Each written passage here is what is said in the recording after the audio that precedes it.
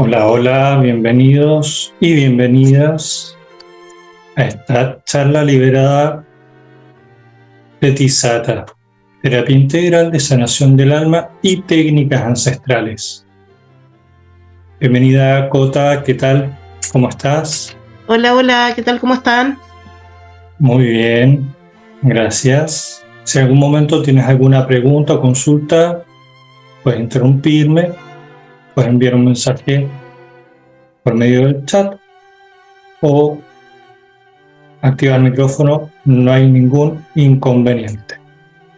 Bienvenidos, Emporio Dorus, coach, terapeuta, también es grato tenerlos presentes. Entonces, la introducción sobre esta técnica es una técnica regresiva que permite, como dentro de su nombre, terapia integral de sanación del alma y técnicas ancestrales, permite la sanación del alma, entrar a la profundidad del alma por medio del inconsciente. Esta técnica implica técnicas del chamanismo transcultural. ¿Por qué es transcultural? Porque no viene, digamos, de linaje. Yo lo aprendí de alguien que se instruyó en alguna comunidad en la cual se practicaba el chamanismo clásico y también desde otras fuentes, ¿no? Una de las cosas importantes dentro de la técnica de Tisata es la recuperación de alma.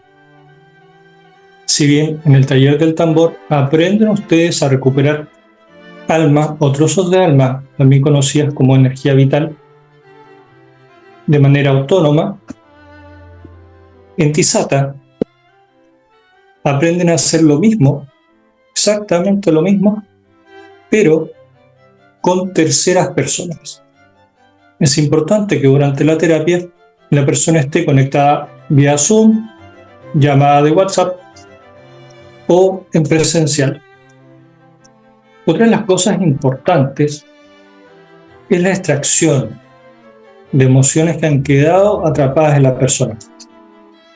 Desde lo que corresponde a Tisata, vamos a indagar con la persona buscando desde el síntoma a llevarlo a la profundidad, lo más cercano a su origen. Esa es la finalidad. La idea de una terapia regresiva no es hacer turismo.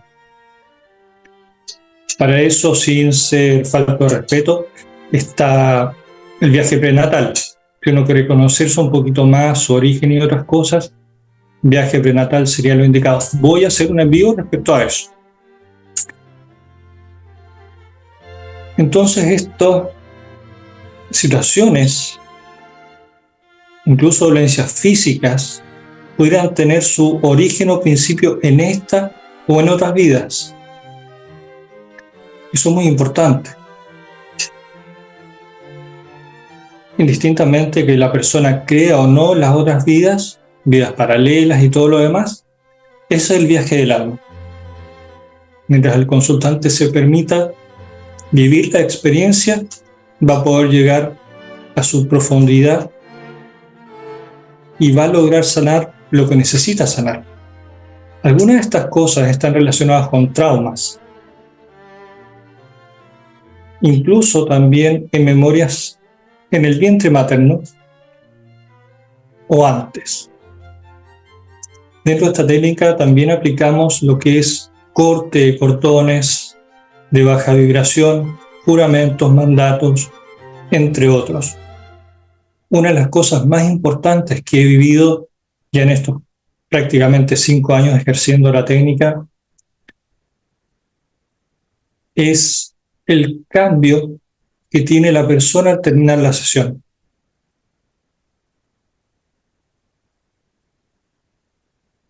He tenido situaciones donde han habido fobias y luego la persona tiene la gentileza de retroalimentarme, ¿no? Y ya no tiene ese temor. Respecto a las fobias, tienden a ser miedos o sensaciones, me atrevería a decir exageradas, ¿no? Una cosa es la animadversión hacia ciertas cosas que están dentro de las fobias de la humanidad, que es plenamente comprensible, pero por ejemplo, ¿por qué alguien le tendría fobia al color amarillo? Algo pasó. Entonces, vamos por medio del síntoma a buscar este posible origen. Cuando se trata de otras vidas, una de las cosas más importantes que inculco en mis estudiantes de TISATA es ir al momento más traumático. Pueden haber varios momentos traumáticos, sí. ¿El momento traumático puede tener relación con el momento de la muerte? Tal vez. El momento de la muerte en otras vidas también es muy importante, porque ahí buscamos cerrar ese ciclo completamente, para luego ayudar a ese trozo de alma que quedó atrapado en esa vida o en ese espacio temporal y luego incorporarlo en el presente, con todas las experiencias vividas y dejando atrás aquellas que ya no deban continuar, incluidos pensamientos limitantes y otros más.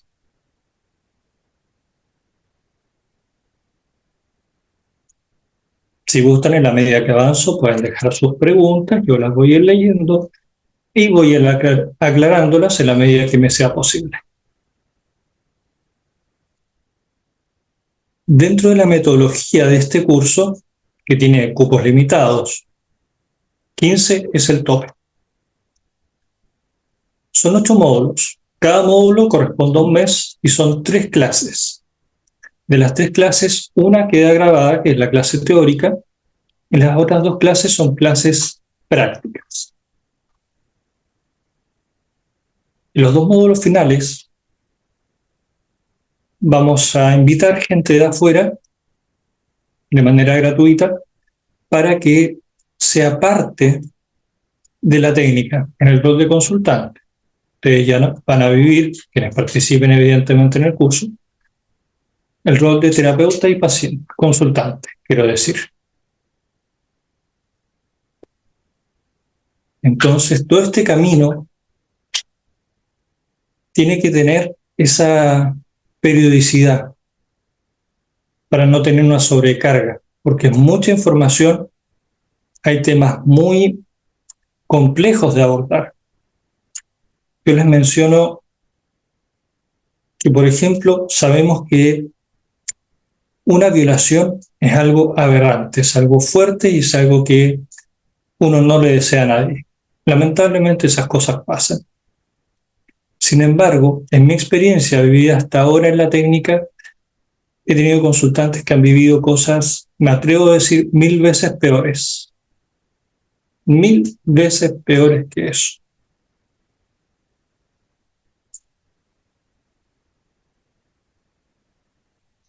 Aún así,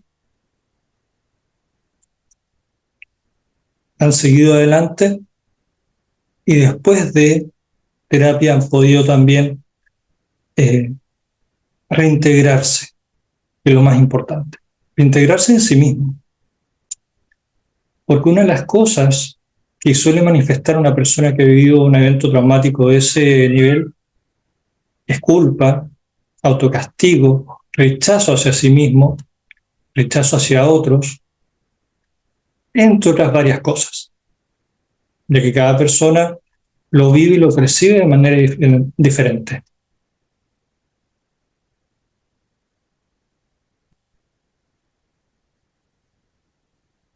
El módulo 1 es la introducción. El alma y su relación con los síntomas y la vida física. Los conceptos básicos, el síntoma como vía de acceso al alma. El alma, quiero aclarar que es atempore, es decir, no tiene la noción del tiempo y el espacio que tenemos nosotros en esta realidad. Entonces, por ello mismo, puede estar en varios lugares a la vez, puede estar en otra época, y en otra época fuimos hombre, fuimos mujer, otros seres también, ¿por qué no? Sin embargo, hay una historia.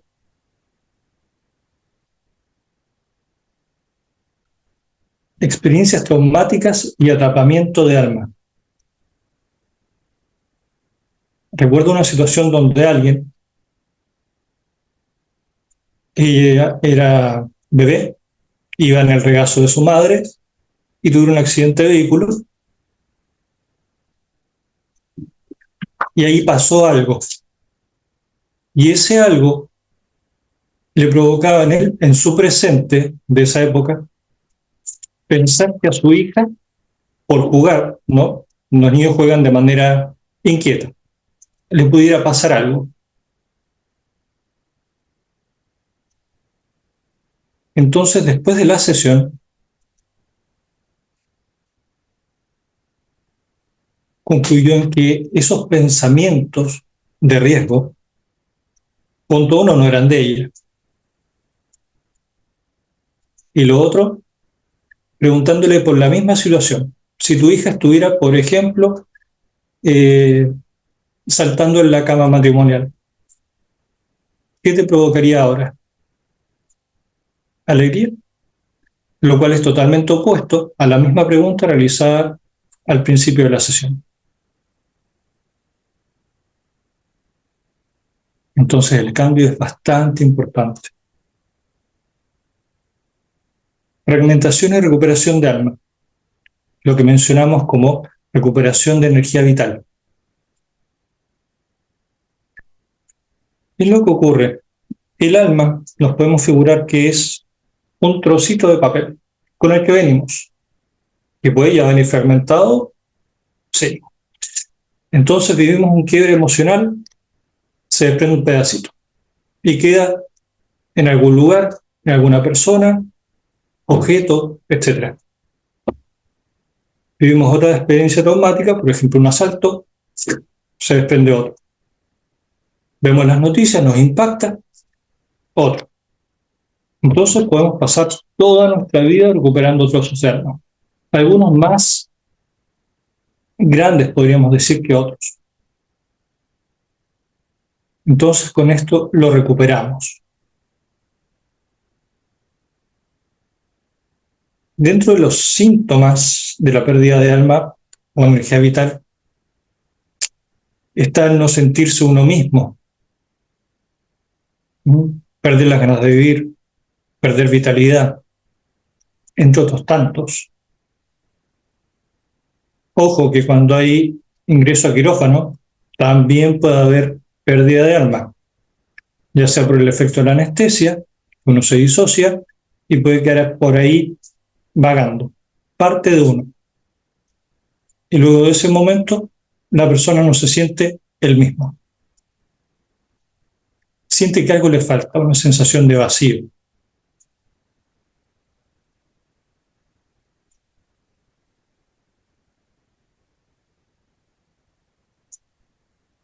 El momento más traumático es la muerte en vidas pasadas. Como dije anteriormente, es algo muy importante cuando el consultante llega a viajar a una vida pasada que a veces va a un momento previo me refiero en esta realidad, y de repente está en otro lugar, completamente distinto.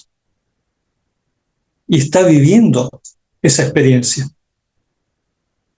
Y luego salta a otro lugar. Y luego a otro. Entonces ahí hay que ordenar un poquito la cosa. Pero sin embargo recordar todo el camino que se hizo. A veces da tiempo para anotar en la libreta. Sí, a veces. En otras ocasiones, hacer uso de la buena memoria a corto plazo. Y la idea es recorrer esas vidas, los aspectos importantes, relevantes, que la afecten en el presente, hacer lo que corresponde y luego integrar.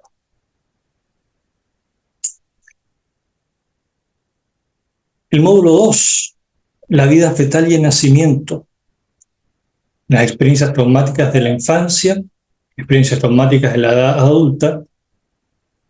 Todo esto desde nosotros, nuestro origen no está necesariamente cuando llegamos al útero, pero curiosamente allí, en ese momento, es donde nos convertimos en una tremenda esponja de todo lo que ocurre en nuestro alrededor. Así también recibimos los temores de la madre por medio del canal alimentario, ¿no? Pero también percibimos lo que está en el entorno. Y todo eso pudiera afectarnos o no. Aunque curiosamente hasta la fecha, en estos años trabajando en la técnica, en la mayoría de los casos tiene mucha relación. Incluso mandatos. Recuerdo un caso en el que, la mayoría de mis consultantes son mujeres, una minoría es hombre. La persona en cuestión me contaba, estando en estado regresivo, que cuando estaba en el vientre de mamá pensaba, voy a tener un hijo para que mi esposo sea gentil, cuanto menos. Fueron otras las palabras, pero se entiende por ese lado. Entonces ahí había un mandato también de que este hijo le protegiera.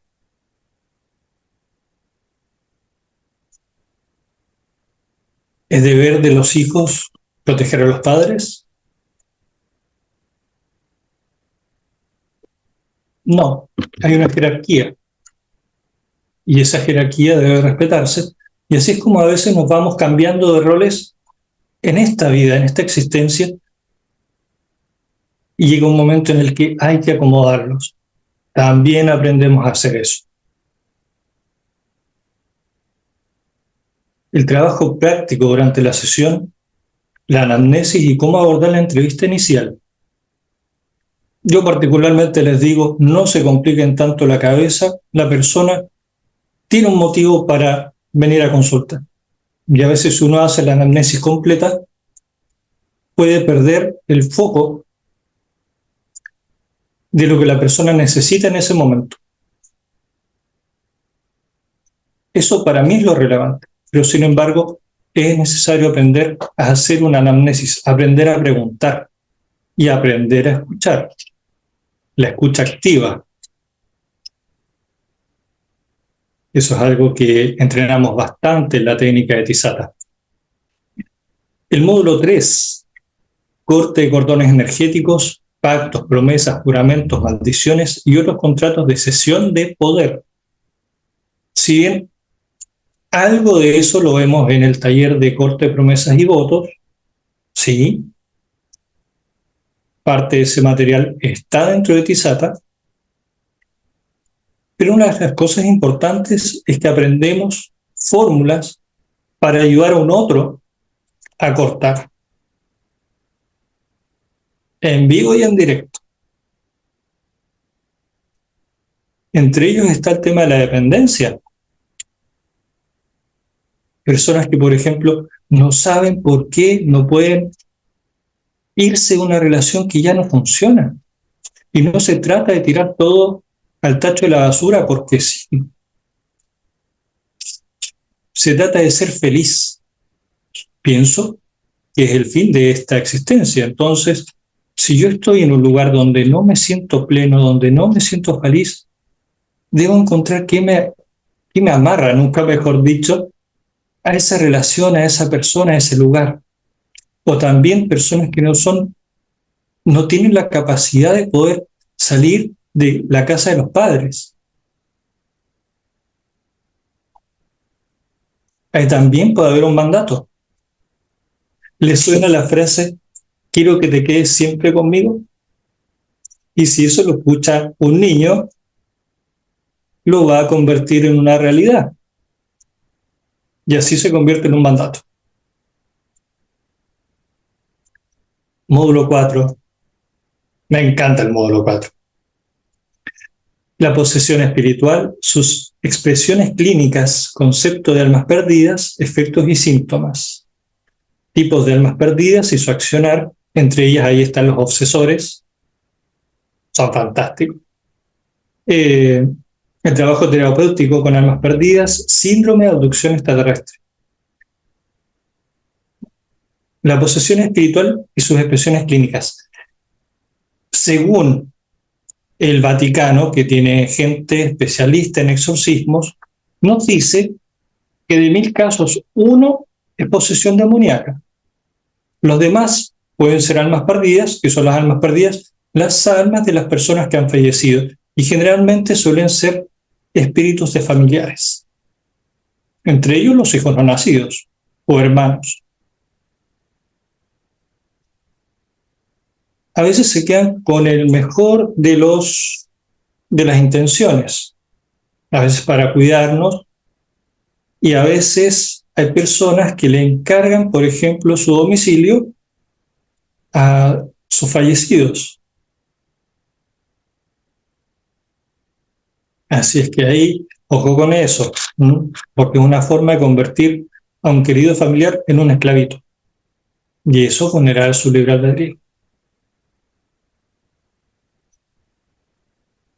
¿Y qué pasa cuando una persona tiene posesión espiritual?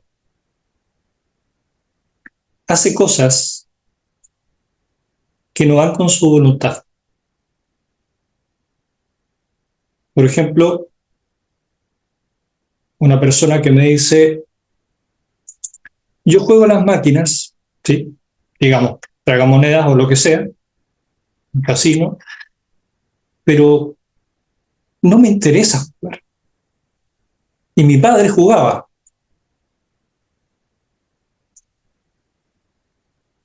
¿Qué podemos tener ahí? Son conjeturas, son conclusiones, digamos, por fuera. Puede ser el alma del padre, ¿m?, que sigue divirtiéndose a través del hijo, jugando a las máquinas, cosa que él ya ha mencionado que no quiere. O puede ser un otro ser o espíritu que actúa como obsesor. El obsesor es el que nos induce a los vicios, a los malos hábitos que queremos dejar, que no sentimos propios, pero seguimos haciéndolo. O a veces una actitud de violencia que no tiene ninguna justificación y ningún gatillante al parecer, entre otras varias.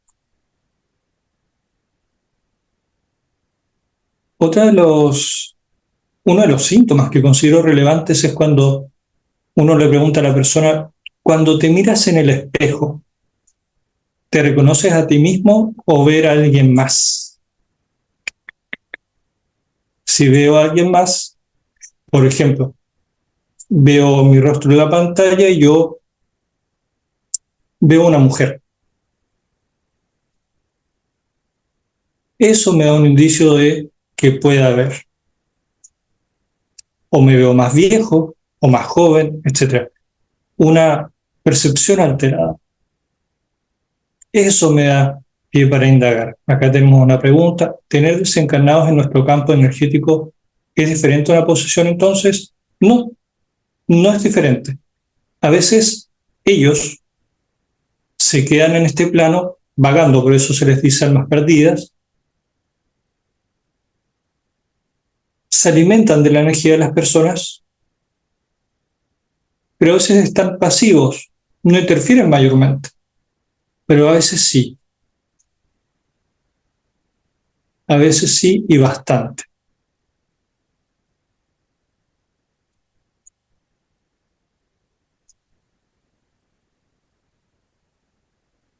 ¿Qué más? Recordé otro. Por ejemplo, la persona tiene pensamientos del índole que sea, y luego, si yo le pregunto, ¿estos pensamientos son tuyos o de alguien más? Es una pregunta extraña, pero es una pregunta gatillo. Y si te dice que es de alguien más, voilà, hay que darle voz a quien necesita ser escuchado.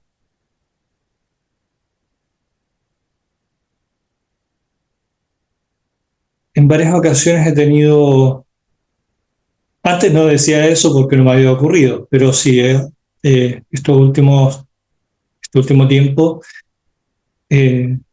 sí ha pasado que se distorsiona la voz, incluso la pantalla del consultante. A mí me ha parecido impresionante, cuanto menos impresionante. Ellos a veces se molestan o se enojan con uno por lo que está haciendo, porque se sienten cómodos en ese lugar, pero no es su lugar, están vulnerando el libre albedrío de alguien más.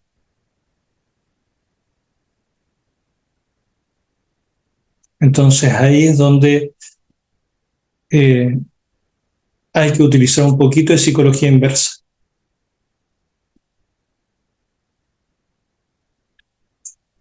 Ellos a veces agradecen por medio del consultante, ¿no?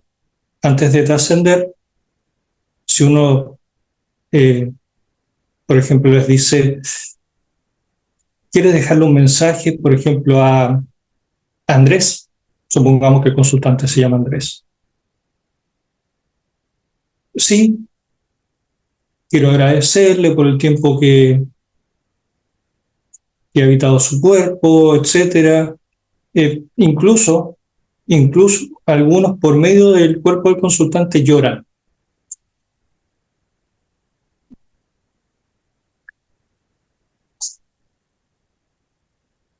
Es muy emotivo ese momento. Sin embargo, uno en el momento tiene que estar con estómago de acero.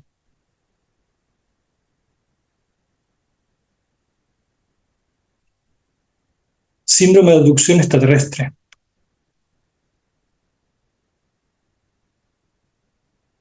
Para ser breve con ese tema, las personas que suelen tenerle fobia a las luces encima, ¿no? Por ejemplo, cuando uno va al odontólogo, llamado coloquialmente dentista,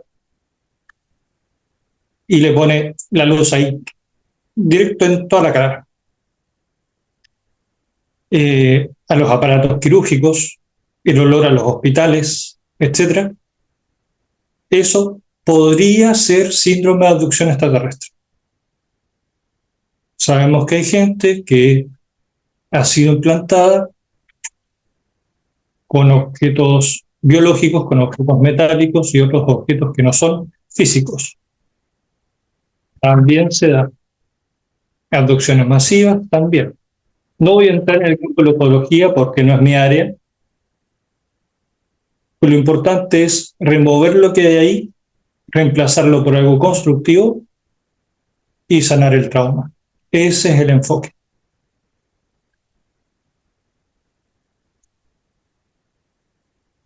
Hablando de posesión espiritual y cosas por el estilo, recuerdo el caso de una querida amiga que se atendió conmigo y tuvo un accidente escalando. 2 personas fallecieron.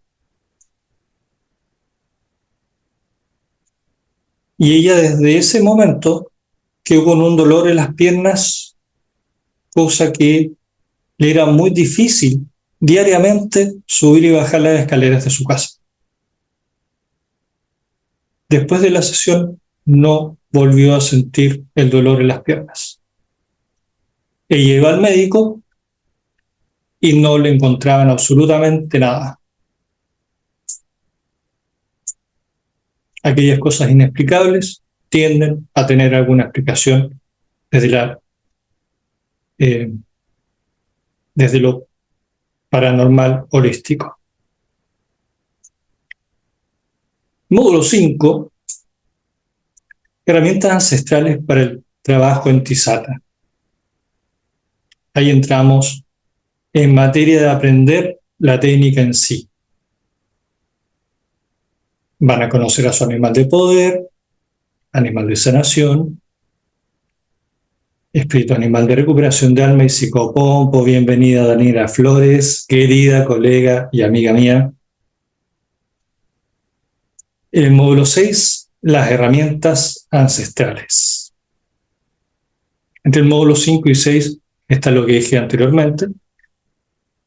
Y luego ya comenzamos con las prácticas supervisadas, regresiones demostrativas, evaluación de experiencias vividas por los participantes, por los estudiantes de TISATA, entre cada nivel, supervisión y corrección correspondiente en lo que corresponde a la técnica.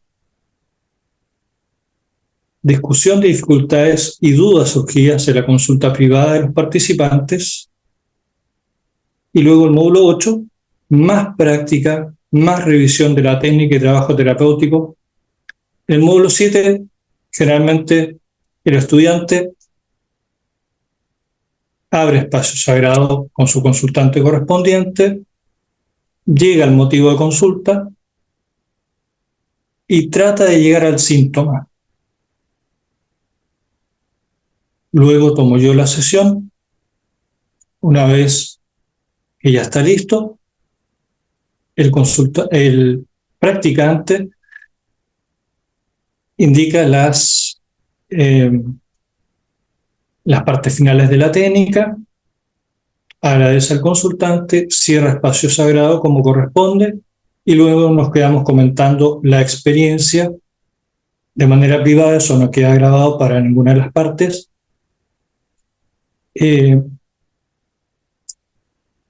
Eso principalmente. Luego después en el módulo 8 ya van agarrando confianza, van agarrando el hilo de la técnica y solo si es requerida mi intervención entraría yo.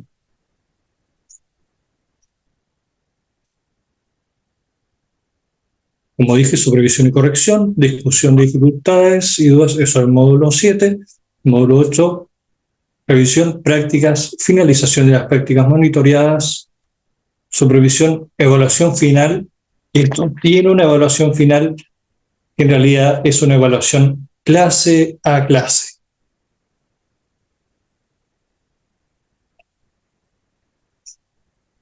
Eso.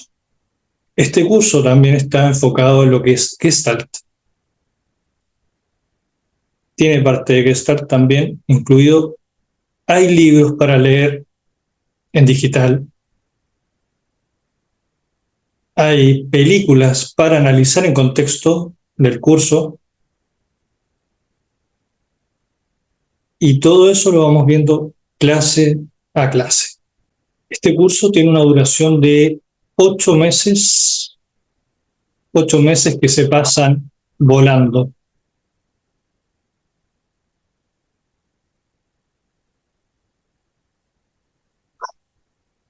Yo sé que en principio la técnica es que a uno le pasa por encima, uno no entiende nada.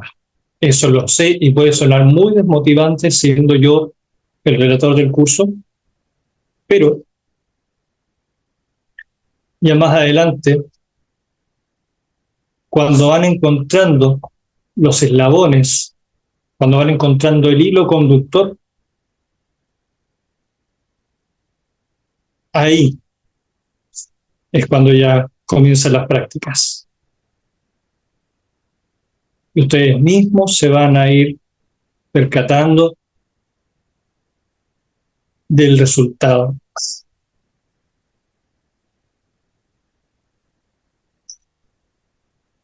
Hacer una regresión, al menos con TISATA, no es difícil. Cualquier persona que no esté diagnosticada por psiquiatra o similar puede hacerlo sin problema.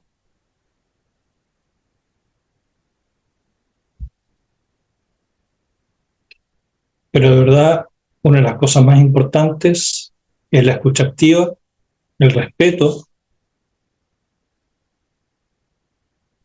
y en el momento de cara de póker.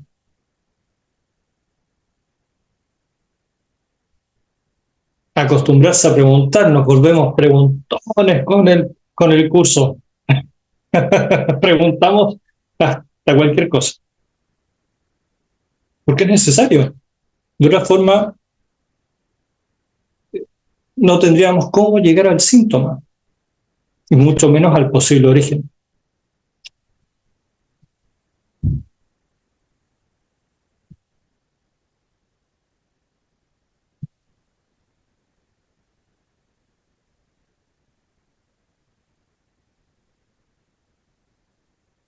Contraindicaciones. Personas que no pueden tomar, por ejemplo, la terapia, tampoco el curso. Personas diagnosticadas por especialistas en psiquiatría, personas que estén tomando medicamentos o fármacos asociados a ese tema, personas con borderline,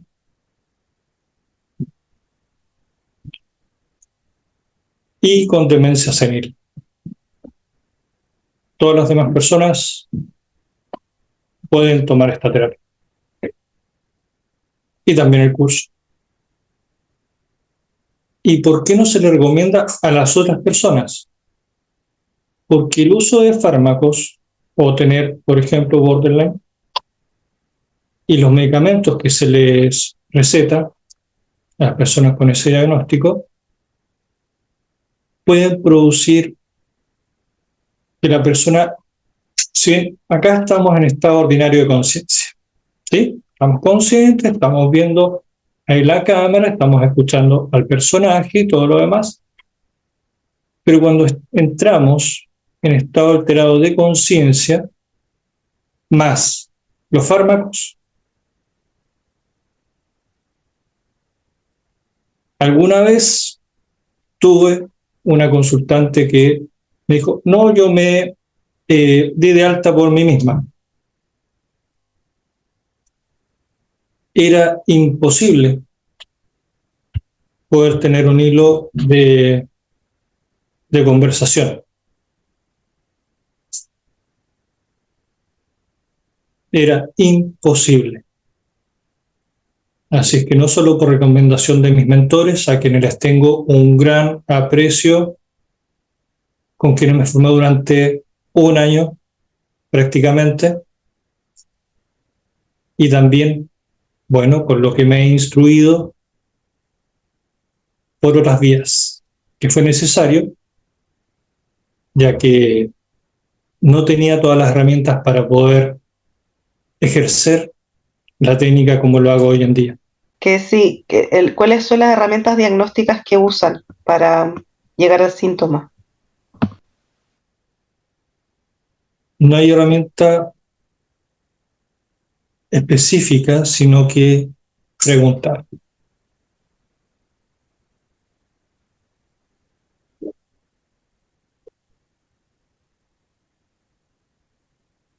Solo preguntar. Esa es la vía de acceso. ¿Qué pasa cuando la gente te dice o sea, que se siente o tiene una emoción X, pero no sabe de dónde viene, como que no avanza por ese lado?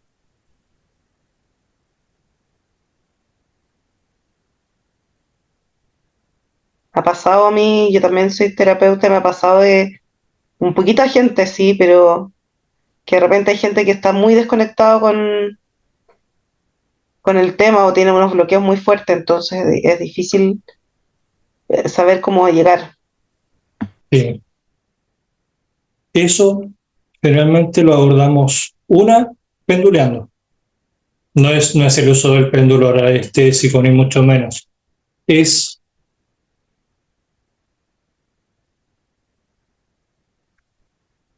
la persona siente que le duele algo o que tiene tal o cual emoción y potenciamos la emoción.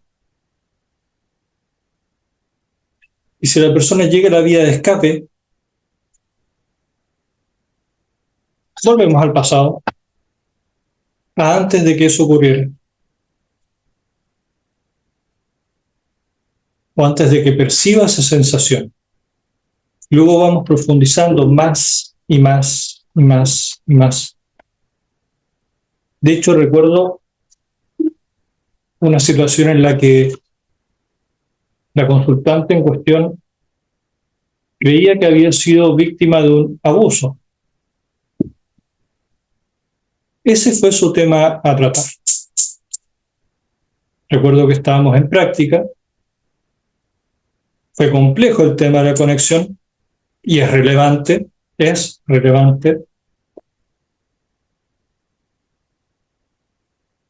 Fue bastante difícil. Cada vez que íbamos, y digo íbamos porque yo estaba guiando por chat a la persona, estaba haciendo el rol de terapeuta mientras la practicante estaba con la consultante ahí tratando de llegar al punto. Si bien, aclaro esto, si la persona recuerda que en esta vida le pasó tal o cual cosa, se puede rodear eso para no retraumatizar. No buscamos en ningún motivo retraumatizar a la persona, a la consultante. Entonces, vamos, volvemos, y cada vez aparece un poquito más de información. Aparece una ventana, aparece que está jugando con alguien más, aparece una puerta, aparece una habitación, y de repente hay un estado de ánimo alegre y cambia drásticamente a terror, a pánico, a asco. Y ahí calmamos al consultante, profundizamos y encontramos exactamente lo que pasó. Y aprovechamos de reparar.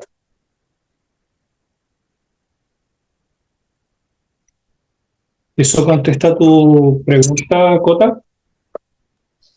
Sí, no, y también me lo contestaste indirectamente de que en el fondo hay como una metodología de cómo preguntar, como herramientas en ese sentido de cómo ir trabajando justamente este tipo de situaciones. Hay gatillantes. Hay gatillantes de preguntas que a uno, por ejemplo, si a mí me preguntaran en vivo y en directo, aquí y ahora, este pensamiento, esta sensación, ¿es tuya de alguien más? Yo digo, ¿pero qué me estás preguntando? Para mí no tendría ningún sentido. Pero en la sesión se produce algo distinto. Y es donde se le indica a la persona, sin mente, sin juicio, esto que estás sintiendo, ¿es tuyo o es de alguien más? A veces te dice, en parte es mío, en parte no es mío. Perfecto. Esa parte no es tuya. ¿Hay alguna emoción? ¿Hay alguna sensación? Y por ahí vamos escarbando hasta llegar al punto. Perfecto. Gracias. Les agradezco nuevamente por estar. Para mí es un placer tener este espacio con ustedes, de estas charlas liberadas donde damos a conocer al público lo que hacemos, lo que estamos haciendo, y son bienvenidos. Esta formación comienza este domingo y quienes sientan el llamado, recuerden que es con entrevista previa. Si bien ya hay un filtro, en esta formación hay un filtro un poquito más exhaustivo, que es, nos estamos viendo pronto. Un abrazo afectuoso y cálido porque hace frío.